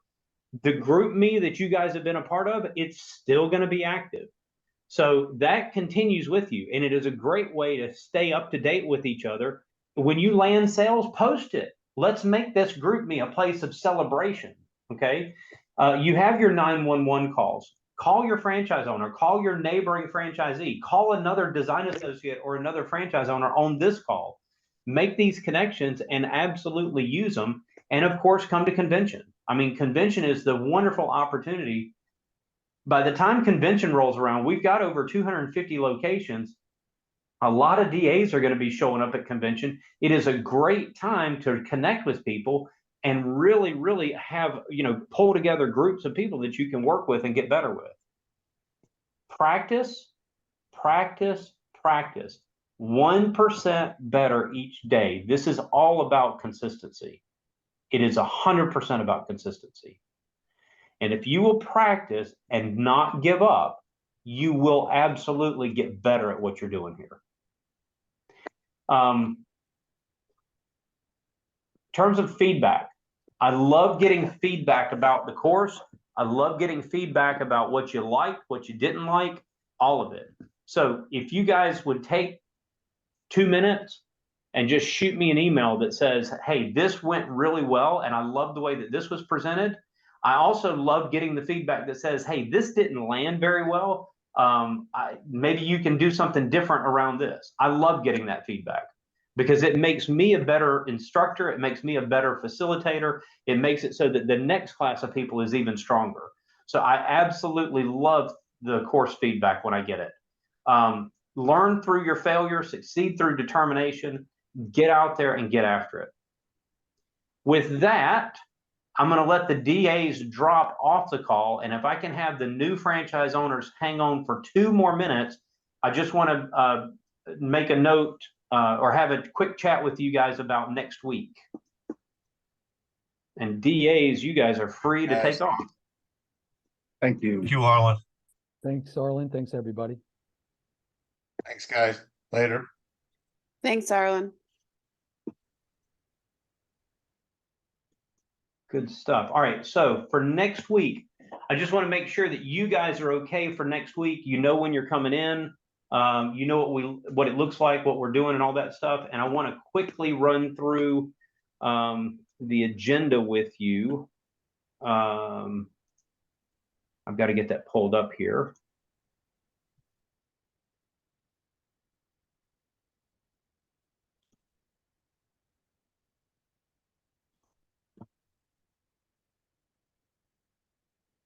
And let you see what next week is going to look like.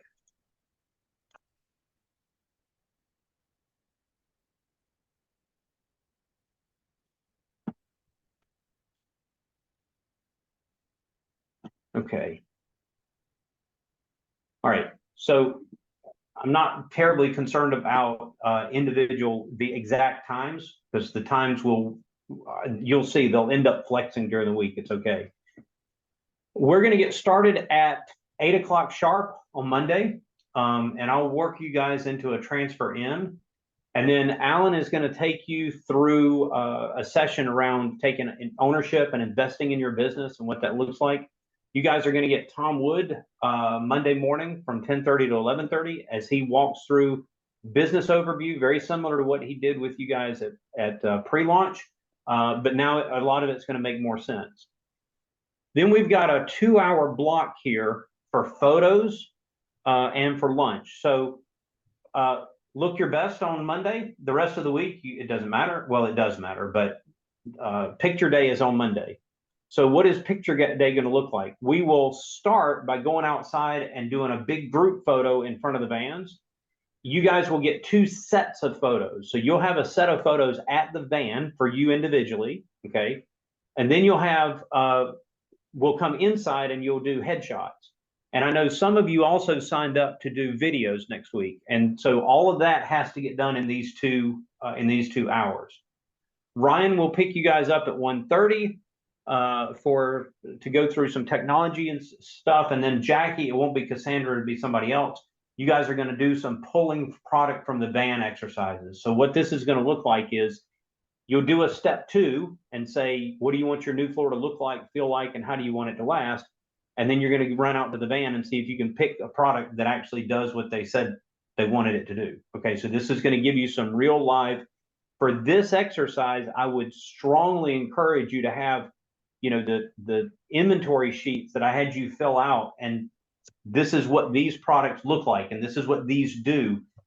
I would highly encourage you to have that cheat sheet available. That's going to make that exercise much better. So the next day, you're going to see we've got product knowledge in the morning. Wednesday, you've got marketing in the morning. Wednesday and Thursday, we're going to split the group into different teams. One team is going to come to an Airbnb that's not far from the office. You're going to come to an Airbnb and we're going to do measuring and estimating exercises. Because this is a big group, we're going to split the group in half, and part of you are going to do that on Wednesday and part of you are going to do it on Thursday. The rest of the group, you're going to be doing mock appointments. So you'll be teamed up with an ops coach, and you'll either be at the Airbnb, you'll be at Ron's house, you might be at Savannah's house, or you might be working in the corporate office. We might even go to Tom or Chad's house as well. I'm still working out those details. But the point is you're going to actually go through an appointment as if this was a real customer and get feedback going through the whole process.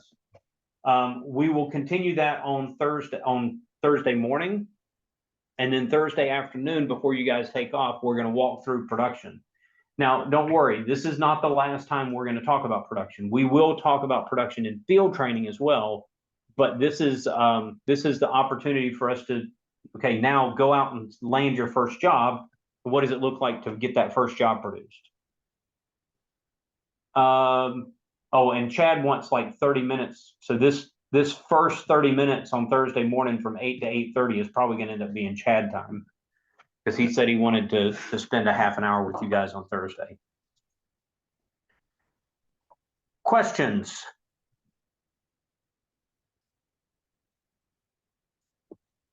Quiet group. Yes. Yes. So I think I signed up for the video. They're gonna like tell us what we're gonna do, or Yeah, so the video is going to be like they're going to ask you questions like, what made you decide Floor Coverings International? Why are you getting into business? That sort of thing. And it's so that you can post it on your social media. It's not for us. It's not something that we're going to use. It's something that you have so that you can put it on your website, so that you can put it on your social media. It's a way of announcing to the world what you're doing. thank you. Well, I didn't know, are we scheduled some kind of events on Monday evening, Monday night? Yeah, Monday evening we have dinner. I forget where, but it's one of the restaurants close to the office. Okay, thank you. And then I think she has listed that Miguel is cooking for everybody on Tuesday. I don't know. I mean, that can be arranged. It's not a problem. You mean no bowling? No, there's no bowling this week. Ah. Are the headshots for like on our website or just simply? Yes. Okay. Yes, the headshots are for your website, really for whatever you want to use them for. So if you want to use them on your social media or whatever, that's what those are for. Okay. Let's see. I'll give you an example. Give me a second to pull up the last classes.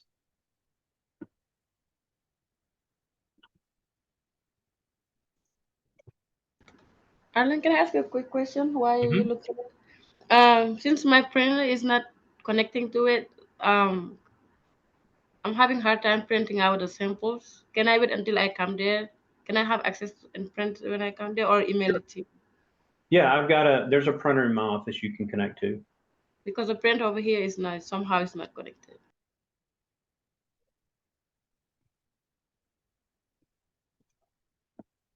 Let's see. Here we go. This is.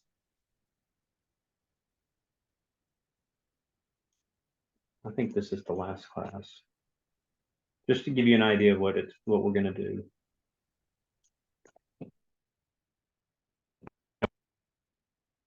It's the photographer creates a little gallery, and you'll have access.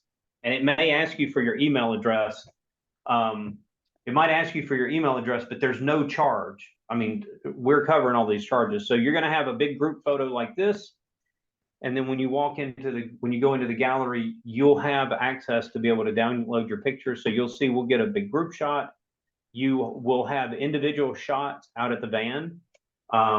If you've got partners or married couples that come, I always recommend having a picture, like with this couple, I always recommend having a picture with both and then having a picture individually, because sometimes it's helpful. Like this is a couple out of Michigan.